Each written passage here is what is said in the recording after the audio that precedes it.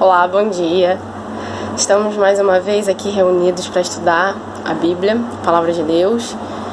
Eu sou a professora Ana Caroline e estou muito feliz pela sua presença. Espero poder edificar a sua vida nessa manhã. Então vamos começar? Hoje nós vamos estudar o livro de Apocalipse, capítulo 2. E a nossa comunidade ao longo de toda essa semana leu esse capítulo, acredito que você tenha lido. Nós não vamos ler esse capítulo, nós vamos pontuar algumas questões importantes a respeito do que Cristo quis dizer para o apóstolo João. Então, considerando isso, nós podemos primeiro pensar que a palavra Apocalipse ela significa revelação. Foi uma revelação que Cristo fez a João, com o desejo que ele revelasse aquelas igrejas que se encontravam ali na Ásia, a respeito das coisas que iriam acontecer. É uma revelação não só para aqueles tempos, mas também para os tempos de hoje, que estamos vivendo. Como eu já havia falado, Cristo fez essa revelação a João enquanto ele estava na ilha de Patmos, exilado por causa da palavra de Deus.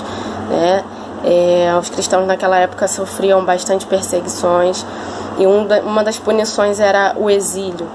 Então, naquele momento, João ele recebeu essa maravilhosa revelação, viu coisas assim que palavras não conseguem descrever, tanto que muitas das coisas escritas em Apocalipse são de difícil compreensão, também porque ele se utiliza, João se utilizou ali da sua realidade de vida, do contexto histórico, cultural, para conseguir revelar aquilo que foi revelado para ele de uma forma tão maravilhosa.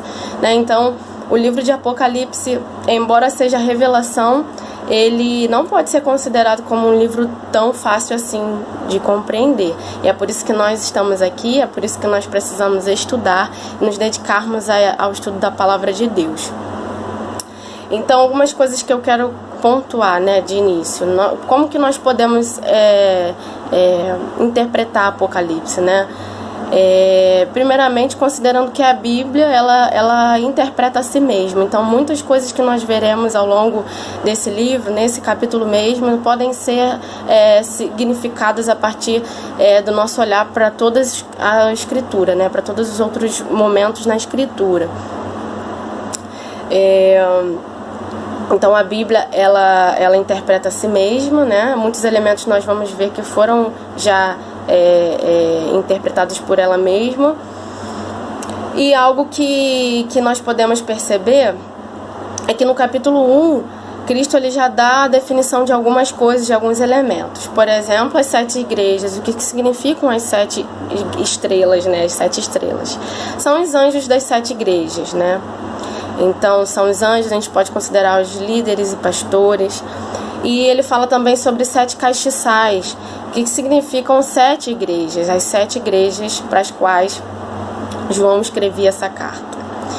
Então, considerando isso, esse capítulo ele vem tratando sobre as quatro igrejas, A igreja em Éfeso, a igreja de Esmirna, a igreja em Pérgamo e a igreja em Tiatira. Essas 4 igrejas, elas existiram, tiveram um contexto lá, surgiram depois da pregação do Evangelho, depois da subida de Cristo, surgiram ali naquele contexto histórico realmente, mas nós podemos entender a revelação para essas igrejas como se fosse para nós hoje em dia, Podemos considerar que essas igrejas, essas 7 igrejas no total, elas mostram, o momento que a igreja vive desde o seu surgimento, o seu desenvolver até o momento da volta de Jesus. Então podemos considerar alguns pontos importantes que Jesus falou para essa igreja como se fosse para a gente nos tempos atuais. Então vamos começar pela igreja em Éfeso. O que Jesus deixa claro sempre para todas as igrejas, Ele deixa claro que ele conhece as obras dessas igrejas, ele deixa claro que ele não passa despercebido, o trabalho dessa igreja. Ele diz que ele considera o esforço que eles têm pelo reino, ele considera que eles trabalham pelo avanço do evangelho, e eles se posicionam até contra os falsos mestres. Já naquela época existiam pessoas que queriam de qualquer forma desfazer a verdade do evangelho, e levantavam muitas vezes falsos judeus, falsos cristãos e os gentios, né, aqueles que não faziam parte, não eram cristãos. E essas pessoas eles resistiam a essa igreja em Éfeso. Cristo diz, olha, eu sei que vocês têm esses pontos, né, a favor de vocês, mas também, né, como para tantas as outras igrejas, Jesus pontua um ponto negativo. Ele faz uma advertência a essa igreja. Ele diz, eu tenho contra vocês que vocês abandonaram o primeiro amor, né? Em algum momento vocês se perderam nessa caminhada. Por mais que vocês sejam ativos, vocês sejam trabalhadores, vocês sejam persistentes, vocês não têm feito isso mais com o mesmo sentimento de antes. Então, assim, o que Cristo fala para eles, né? Eu não quero isso. Eu quero que vocês se arrependam, que vocês voltem ao amor primeiro, né? Eu quero que o coração de vocês esteja nisso. Eu não quero que vocês façam as coisas por fazer, eu não quero que vocês vivam, né, essa vida cristã no automático. Eu quero que vocês vivam sabendo o que fazem, querendo fazer o que fazem, desejando, me amando acima de todas as coisas. E aí Cristo, né, aconselha, olha, eu peço que vocês se arrependam. Peço que vocês se arrependam, voltem às primeiras obras, à simplicidade do Evangelho, porque se vocês não fizerem isso, eu retirarei o castiçal de vocês do seu lugar. E o que significa isso, né? O que seria esse castiçal? O que ele representa, né? E como eu já havia falado anteriormente, a Bíblia, ela se interpreta, podemos utilizar a Bíblia para interpretar ela mesma. Lá no Antigo Testamento, vamos ver em Levítico 24:24, em 1 Reis 7:49, em 1 Samuel 3:3, versículos que falam sobre esse instrumento, esse objeto. Candeeiro, castiçal, lâmpada de Deus. O que significa esse instrumento? Significa, ele tinha a função de iluminar o ambiente. Ele tinha a função de deixar claro as coisas. Ele tinha também o simbolismo da presença de Deus. Então Deus deixa claro, Jesus deixa claro, olha, se vocês continuarem dessa forma, não se arrependerem, eu vou retirar minha presença do meio de vocês, eu vou retirar a capacidade que vocês têm de fazer a diferença, de iluminar, a capacidade que vocês têm, para a qual vocês foram criados, que é de fazer a diferença, de iluminar, né? Então, assim, imagina aquela igreja, aquela comunidade sem a presença de Deus, né? Sem a intervenção do Espírito Santo. O que significa? O que ela seria? Né? Na verdade, só uma igreja de fachada, sem mover, sem ação do Espírito Santo, sem poder fazer a diferença naquela sociedade. Então é isso que Cristo deixa claro, é uma interpretação que nós podemos fazer desse texto. Vamos partir para a igreja em Esmirna. Era uma igreja que era rica aos olhos de Deus, mesmo padecendo perseguições, mesmo sendo socialmente pobre, né? Mesmo tendo falta de recursos, aquela igreja era reconhecida como rica aos olhos de Deus. E por que ela era reconhecida? Porque eles eram perseverantes diante das tribulações, né? Eles não negaram o nome do Senhor. Eles estavam no caminho certo, né? Aqueles irmãos, Jesus deixa claro, vocês vão sofrer perseguições, alguns de vocês serão lançados na prisão e alguns serão até mesmo mortos, mas permaneçam firmes. Vocês têm que lembrar que eu estou no meio dos candeeiros, eu estou no meio de vocês, então a minha força fortalece vocês para passarem por esses momentos, vocês estão no caminho certo. Então, com isso, nós podemos também tirar como lição que nós passaremos por perseguição, nós sabemos disso, temos passado por momentos difíceis, né? Mas Cristo, ele nos fortalece em meio a esses momentos, ele diz que ele estará conosco, né? O Deus Emanuel, Deus conosco, de nenhuma forma nós estaremos sozinhos. Precisamos permanecer, perseverar, que a recompensa é certa. Temos que ter consciência de que Jesus é um Deus onisciente, onipresente, onipotente. Por mais que as coisas estejam difíceis, que pareça que não tem jeito, não tem saída, Deus está no controle, Ele é soberano sobre todas as coisas. Essa igreja, por incrível que pareça, foi a única que não recebeu advertência sequer do Senhor. né? Então, uma igreja espelho, uma igreja que nós podemos tirar como referencial para as nossas vidas. Já a igreja em Pérgamo era uma igreja, né, que vivia rodeada por uma sociedade idólatra, uma sociedade que valorizava os rituais místicos de diversos deuses, como por exemplo Roma e Augusto, porque a idolatria era oficial do governo romano, né? E aí outros deuses como Zeus, Atenas, Dionísio, né, eram deuses que eles cultuavam. E mesmo, né, eles mantendo a fé, Cristo tinha contra essa igreja especificamente que eles toleravam, né, alguns ensinamentos de Balaão, que ensinava a Balaque a lançar tropeços aos filhos de Israel. Isso está lá em Números 22 a 25.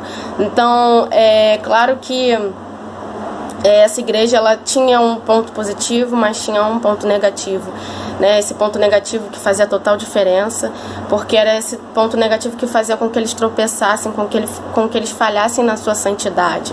Então, o que eles se ensinam, né? Para a gente conseguir entender um pouco sobre isso, a gente precisa voltar à história que se encontra lá em Números 22 a 25. Depois eu peço que você dê uma lida, né, nesse texto. E é o momento em que um profeta do Senhor ele é tentado amaldiçoar, né, o povo de Israel. Por diversas vezes ele não consegue fazer isso porque Deus impede.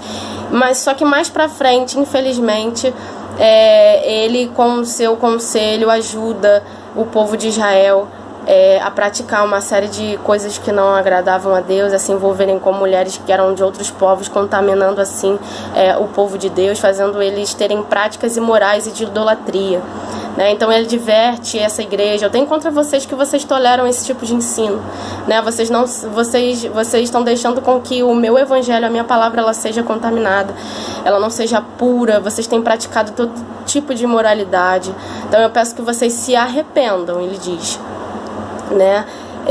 Eu irei julgar vocês, né? Vocês não podem continuar dessa mesma forma. Vocês não podem tratar a minha palavra, tudo que vocês viram e aprenderam a respeito de mim dessa forma. Eu sou Deus que julgo o meu povo, né? Isso que ele quer deixar claro quando ele fala para todas as igrejas, né, que no final que ele irá julgar, ou ele vai remover o candeeiro. Jesus deixa claro que ele não é um Deus que se comporta de forma imparcial diante das situações. Pelo contrário, ele deseja que o seu povo ande em retidão, ele deseja que o seu povo ande compromissado com a palavra, com coerência, né? Ele não quer integridade só em determinado ponto da vida cristã, ele quer uma vida cristã integral, né? Ele quer uma vida cristã completa e santa diante dele. E aí nós podemos passar para a igreja em Tiatira. Essa igreja ela é elogiada, né, pela sua obra, pelo seu amor, pelo seu progresso. Cristo diz que essa igreja, as obras delas, as últimas obras são maiores do que as primeiras. Então houve um progresso desses irmãos, né, eles cresceram na fé. Entretanto, assim como a igreja em Pérgamo, Jesus tinha algo contra eles, que eles toleravam os ensinamentos de Jezabel. E nós, mais uma vez, para compreendermos quem foi Jezabel, não era a pessoa em si, era o espírito que eles toleravam ali, né? O que esse espírito fazia, esse espírito de Jezabel? Quem foi Jezabel? O que ela fez? Essa história ela está lá em 1 Reis 21, 25. Ela foi uma mulher responsável por influenciar o povo de Israel a adorar o Baal. Ela suscitou uma apostasia naquela época, né? Ela fez com que aquele povo se voltasse para práticas também idólatras e morais, que profanavam o nome do Senhor, fazendo assim com que Deus se irasse contra aquele povo.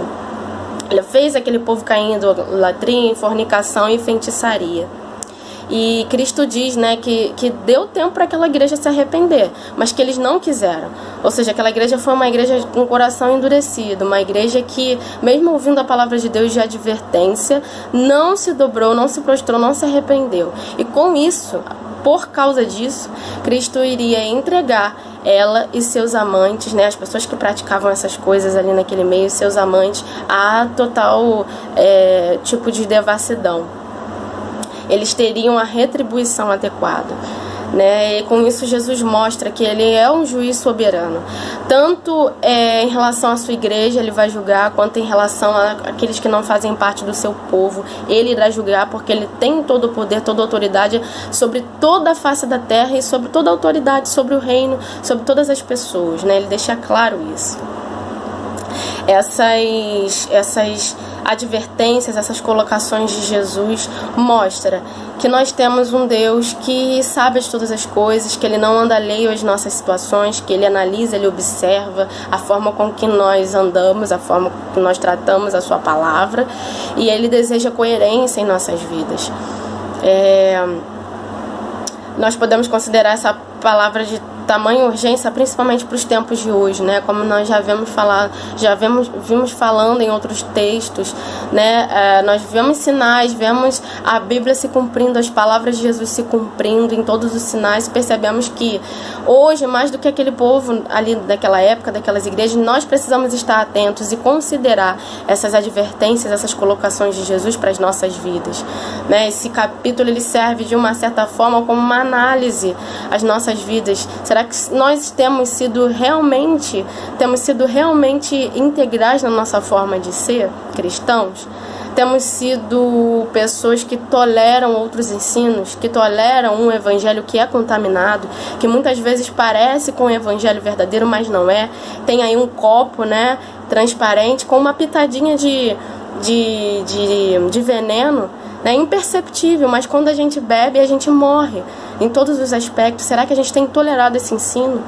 Né? Será que nós temos, por outro lado, trabalhado tanto, nos esforçado tanto, mas perdido o sentimento com o qual nós temos que fazer essas coisas? Né? Nós perdemos aquele mover, perdemos a paixão do início, né? E essa paixão do início pode ser também aquela profundidade que nós tínhamos, aquela devoção que nós tínhamos quando nós tivemos um encontro com Jesus. Será que nós temos tolerado em nosso meio práticas imorais, práticas que não convêm, né? Será que nós temos verdadeiramente resistido a tudo que nós precisamos enfrentar com fé, com perseverança, reconhecendo que no final nós teremos a recompensa? Então, assim, com esse texto, né, nós podemos perceber o quê? Né? Em resumo, que Cristo mostra muito da sua natureza, né? Ele se apresenta ali das formas como a Bíblia fala sobre ele, né? Aquele que tem as igrejas em suas mãos, que anda no meio dos candeeiros, né? Ele mostra ali a sua natureza, a sua santidade, a sua autoridade. Ele revela seus atributos. Ele informa as funções que lhe são devidas também, mostrando estar ciente de tudo que acontece com a igreja. Então ele está ciente de tudo que acontece com a nossa igreja, do que as pessoas têm feito do evangelho, do que nós temos feito do evangelho. Ele está sabendo de todas as coisas. E ao revelar essas práticas que desagradam a ele deseja mostrar que ele deseja um povo integralmente santo. Ele não quer um povo parcialmente santo. Eu sou santo nessa área aqui, na outra vamos tolerar algumas coisas. Não é isso que Jesus deseja. Jesus se apresenta, se mostra como um Deus exigente, né? Ele requer de nós o total sacrifício completo que nós precisamos dar a Ele, nós devemos dar a Ele em gratidão por tudo que Ele fez, né? Ou seja, santo em todos os aspectos, que não deixa a desejar em nenhuma área. E isso também com a ajuda do Espírito Santo nós sabemos que não conseguimos com os nossos esforços e própria força. Para ele, a igreja deveria se comportar com perseverança, amor, temor, deveria confrontar e denunciar as práticas iníquas das trevas. É isso que nós devemos fazer nesse tempo também. E com isso ele não faz vista grossa, como nós já falamos aqui, diante do pecado do povo, nem diante do pecado do seu povo, nem diante do pecado do povo de toda a humanidade, né? E com isso nós devemos, o que nós devemos fazer? tomar isso como um texto para a gente se avaliar, para a gente se arrepender dos nossos pecados e que nós tenhamos a consciência de que tudo que nós fizermos terá consequência e Cristo vem julgar a sua igreja, vem julgar todo mundo e espera um povo santo, um povo que faz a sua obra com amor, com perseverança, não desanimando, um povo que se dedica por completo, tem a sua vida integralmente santa diante dele. Esse é um pequeno resumo do que nós podemos falar sobre essas igrejas, essas 4 igrejas, né? E encerro esse momento, essa reflexão com um texto de Apocalipse 3, 1:3, que diz que bem-aventurado é aquele que lê, os que ouvem as palavras desta profecia e guardam as coisas que nelas estão escritas, porque o tempo está próximo. Então, nós somos esse povo que lemos, que ouvimos, né? Não só com os nossos ouvidos físicos, mas com os nossos ouvidos espirituais. Não só lemos com os nossos olhos carnais, né? Mas com os nossos olhos espirituais, retendo todas essas palavras e que essas passagens, né? Essas admoestações, essas palavras de Jesus produzam perseverança e produzam esperança, porque esse é o objetivo de Apocalipse. Mais do que um livro que mostra acontecimentos assim, podemos considerar desesperadores, né? É um livro que traz esperança ao povo que anseia a volta do seu Senhor, tá bom? Essas foram as considerações que nós fizemos sobre esse capítulo 2 de Apocalipse. Espero que tenha falado ao seu coração. Leia novamente, não deixe de estudar. Volta aqui o que eu falei anteriormente. É um livro que pode ser difícil na primeira lida, né? Mas Deus deseja que nós busquemos em conhecimento, entendimento. Então, se existe algum tipo de dificuldade, pode mandar perguntas, mandar questionamentos pra gente, que dentro nosso conhecimento nós vamos procurar responder. E procurem comentários bíblicos a respeito, né? Existem muitas pessoas, muitos pastores, né, cristãos que foram bem posicionados, importantes ao longo de todo o cristianismo. Tem explicações muito maravilhosas para esses textos também. Então eu espero abençoar a sua vida. Fique com Deus e que seu dia seja maravilhoso em nome de Jesus.